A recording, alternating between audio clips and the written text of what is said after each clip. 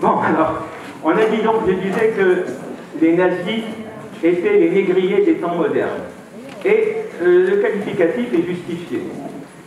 D'abord, dans leur propre pays, ils ont tué à la tâche certains déportés des camps de concentration dans les usines d'armement.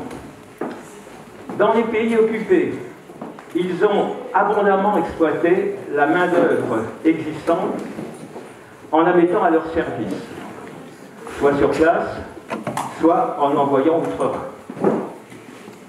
Pour ce qui est de la France, je pense évidemment tout spécialement au STO, le service du travail obligatoire, dont la loi a été mise en place par le gouvernement de Vichy le 16 février 1943. Cette loi réquisitionnait pour le travail en Allemagne les jeunes Français nés entre 1920 et 1922.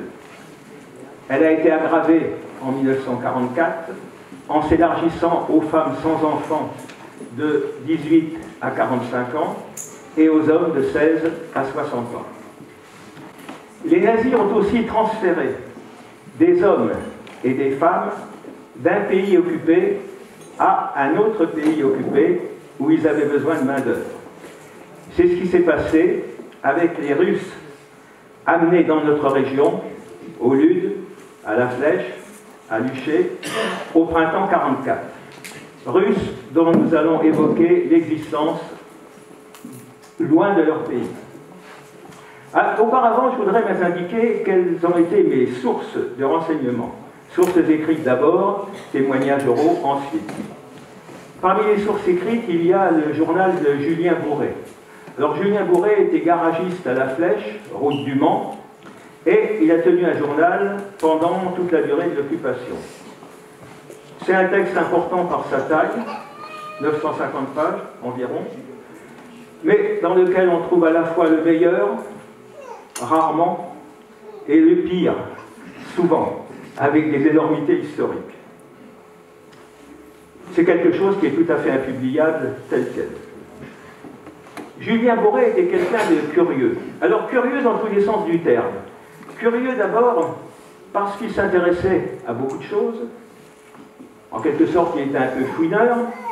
Et puis curieux parce que quand on a fini de lire son texte, on se demande finalement de quel bord il était. Que penser d'un homme qui, longtemps après la fin de la guerre, en 1969, a envoyé au général SS Lammerding, responsable des pendaisons de Tulle par la division d'Asreich et du massacre de Radour-sur-Glane par le régiment der Führer. Donc que penser de ce garagiste qui a envoyé donc à Lammerding un carnet de notes d'un SS qui avait été perdu sur le bord de la route près de son garage en 1944. Bon, pour ce qui est de notre sujet d'aujourd'hui, Julien Bourret nous intéresse parce qu'il est allé interviewer les Russes qui avaient été regroupés à l'institution Notre-Dame, rue de la Madeleine à la Flèche, après le départ de l'occupant. Autre témoignage écrit, et celui-là plus fiable, et aussi témoignage oral, celui de Jean Bouvet, qui était le directeur justement de l'institution Notre-Dame, dont je viens de parler. C'était le chanoine Bouvet. J'ai trouvé aussi quelques petits renseignements intéressants dans les archives de la fête gendarmerie de la Flèche, qui m'ont été prêtés par un ami qui a pu les récupérer, et qui concernent la période allant de septembre 1943 à juillet 1944. Il y est surtout question d'évasion de prisonniers russes travaillant à Luché et repris par des Allemands. Curieusement, les archives communales de la Flèche sont muettes sur le sujet. On y trouve seulement une liste de 62 noms de Russes travaillant pour la firme Streubel, dont nous reparlerons tout à l'heure. Passons aux témoignages oraux. Alors là, je ne citerai que quelques noms. Parmi les Ludois, Abel Girardot, qui a fait partie du 8e bataillon FFI, qui est allé sur la poche de Saint-Nazaire, et Claude Maréteux, le fils du propriétaire de l'usine de la Chaussée, c'est-à-dire de l'usine Vétra. Du côté des Luchois, André Dupé, dont le père, ancien gendarme, je crois, était buraliste, André Dupé a terminé sa vie à La Flèche. Autres du choix, Robert et Germain Martineau. Du côté fléchois, enfin, je citerai Gérard Souchu et Jean Charbonnel, qui a été un certain temps, pendant longtemps même, président du syndicat d'initiative de la ville. Mais là, je n'ai cité que quelques noms. Alors, voyons d'abord les conditions dans lesquelles s'est effectué le trajet qui a conduit les Russes en Sarthe.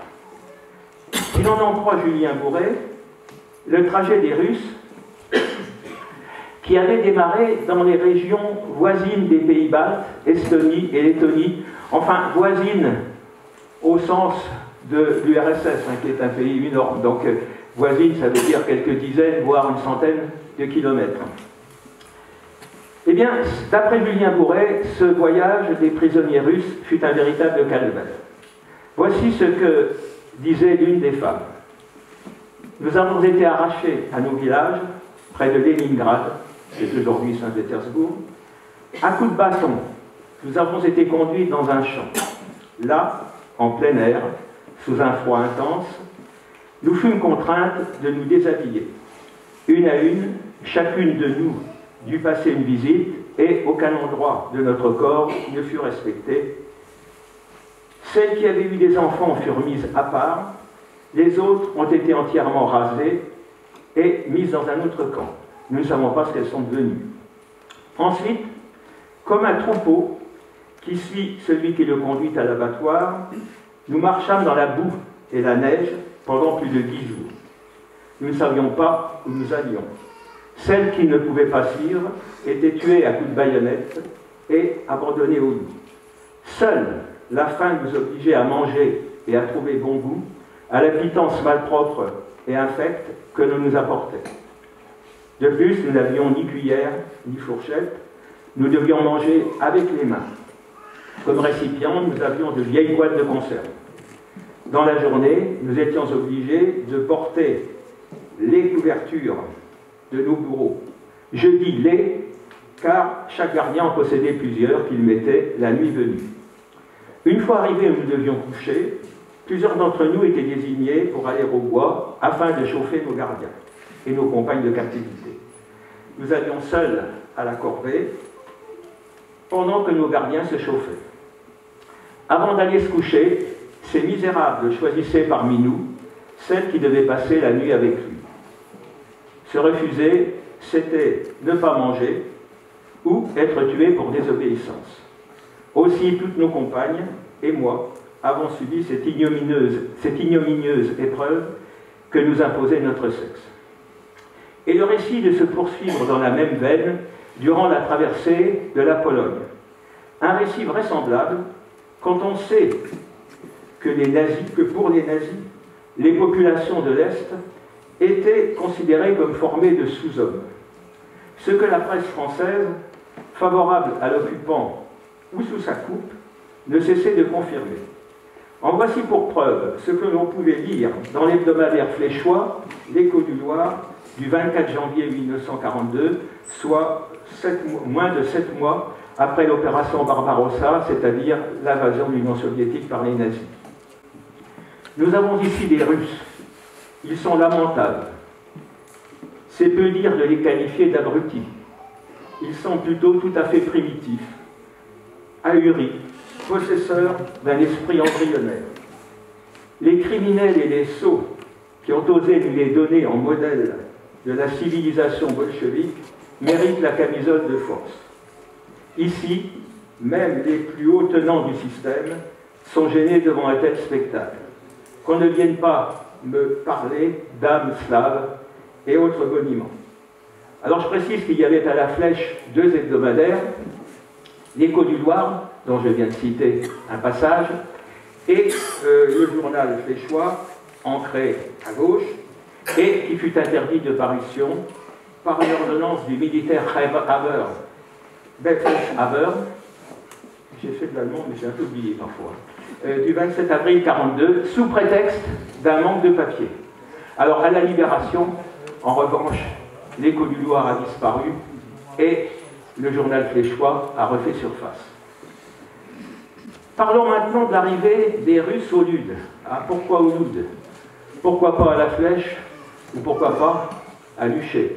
Tout simplement parce que je n'ai pas trouvé de témoins qui ont été capables de me parler de l'état des Russes au moment de leur arrivée ou dans les premiers jours après leur arrivée. Donc je n'ai des renseignements que pour le Lude.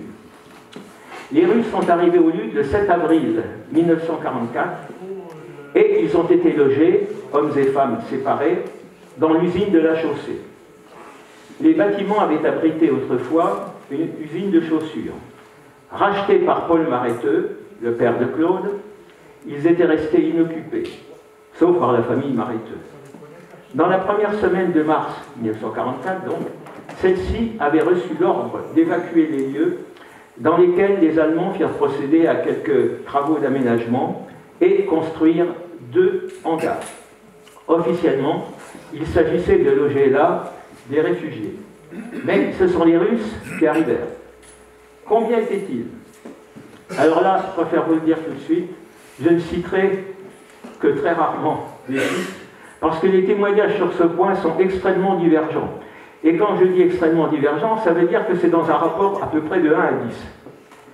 Toujours est-il que pour le Lude, on parle de plusieurs centaines de prisonniers amenés par des cars de la Stao. Ils étaient en tout cas beaucoup trop nombreux pour les locaux existants, et un certain nombre d'entre eux furent dirigés sur la Flèche, quelques jours plus tard. Abel Girardot alla se promener le lendemain de l'arrivée des Russes à l'endroit où ils étaient. Ceux-ci étaient détenus. Ceci à la demande de son chef, le commandant Demenois.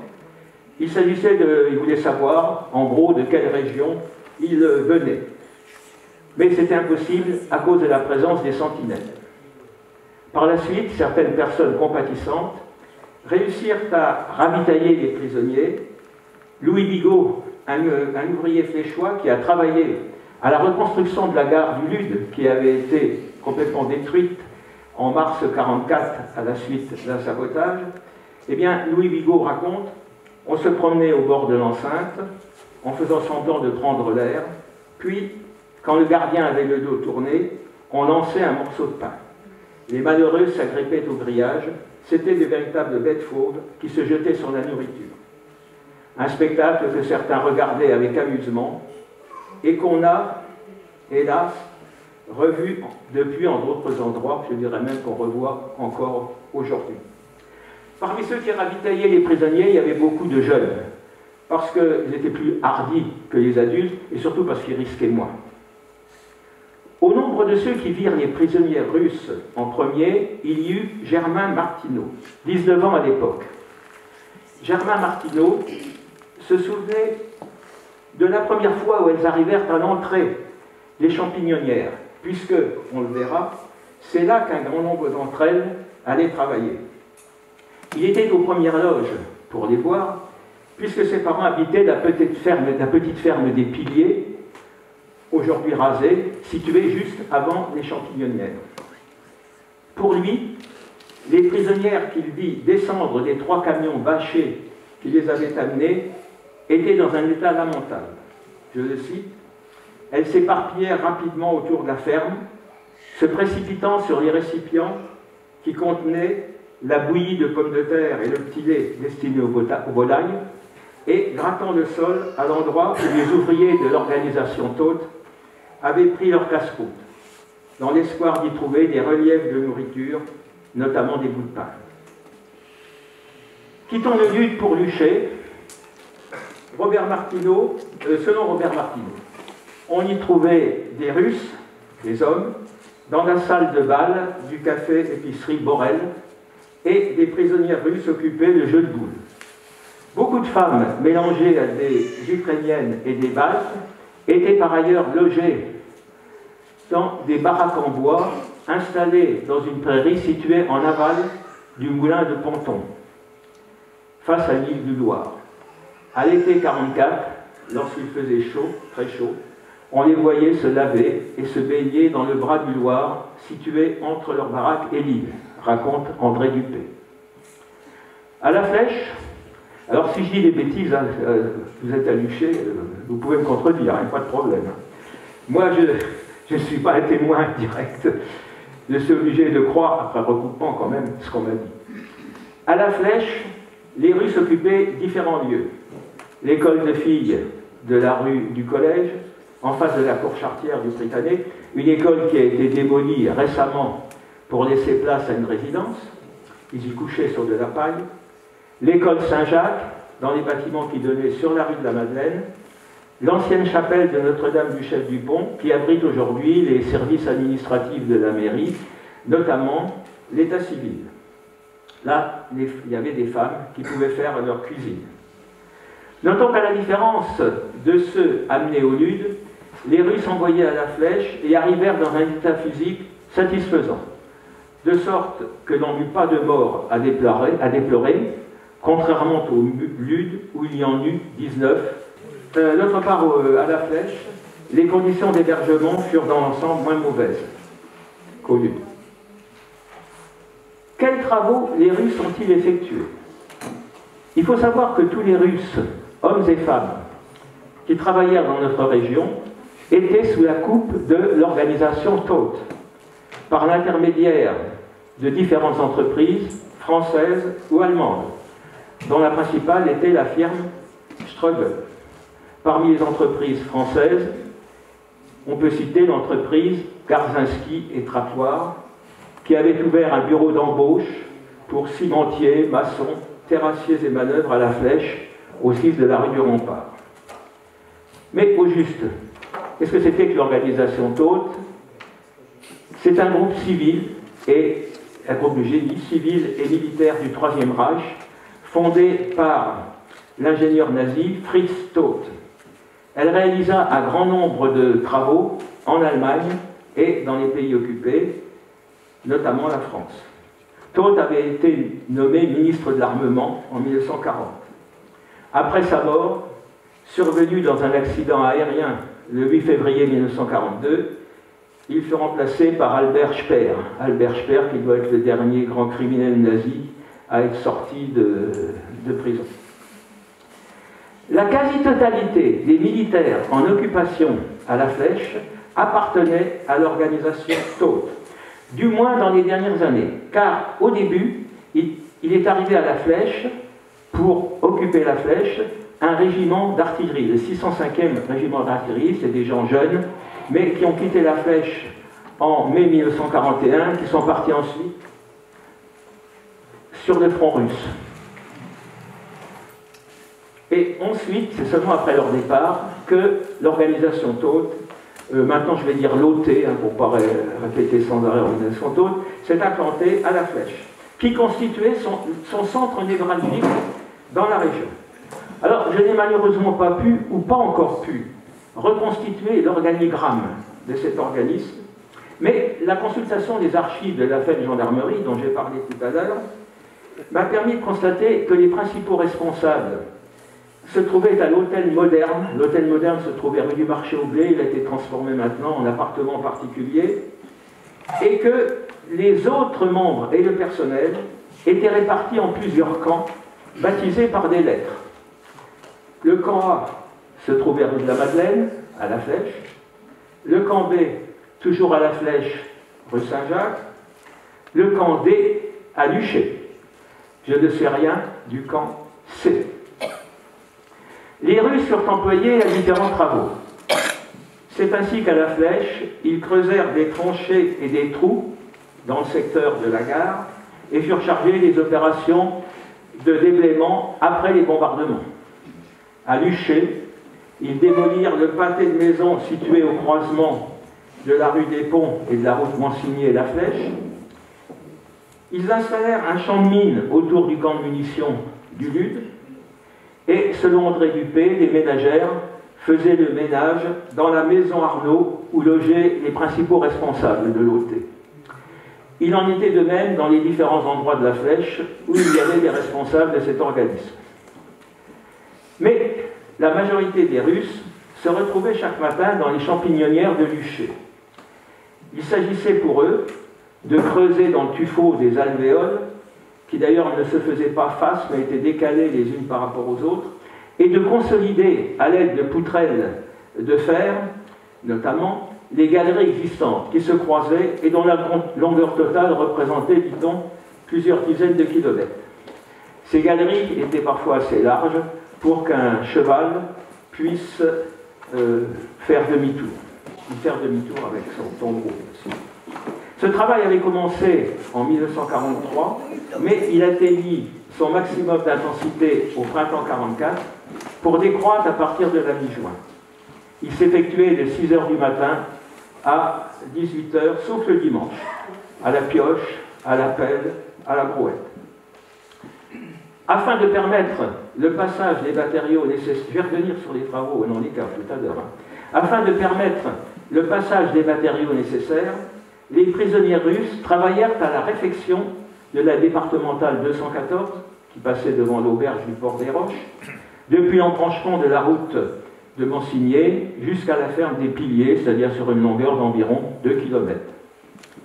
Le travail consistait à élargir la chaussée et à la remblayer avec des moellons. Les prisonnières remirent également en état le petit morceau de route reliant la gare de Luché au château de Mervet, où logeaient des officiers allemands de la Wehrmacht.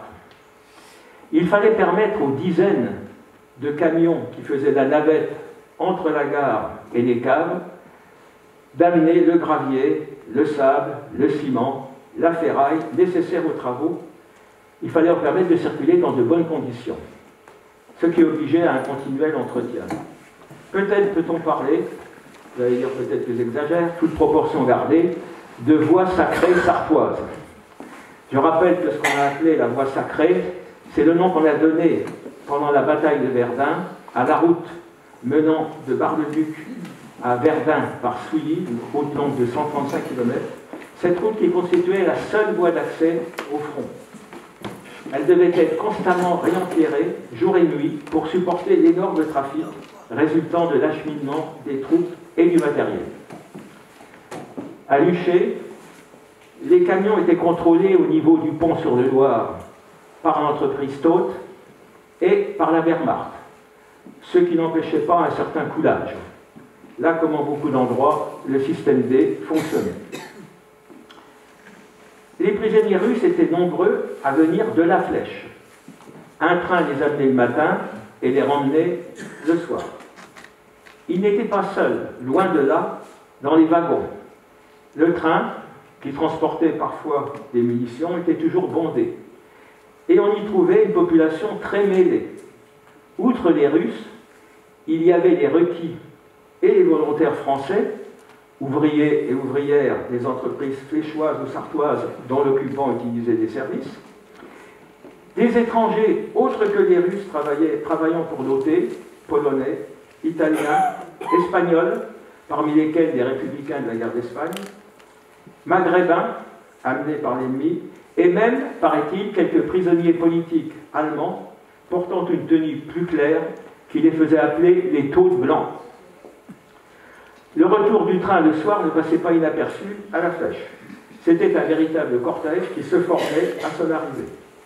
D'après Madame Barrault, une cafetière qui tenait un café rue de la Beuferie, empruntée par les tautes, les dernières dans le cortège étaient les Russes qui se traînaient lamentablement. Le voyage en train, aussi bien à l'aller qu'au retour, n'était pas sans risque, surtout après le débarquement allié du 6 juin 1944. Entre La Flèche et Torré, le convoi était fréquemment attaqué par des avions, qui arrivaient généralement par le sud parce qu'ils étaient à ce moment-là cachés par les bois, et ils surgissaient soudainement et attaquaient en piqué. De sorte qu'ils évitaient au maximum les tirs de la Flak, c'est-à-dire de la DCA allemande.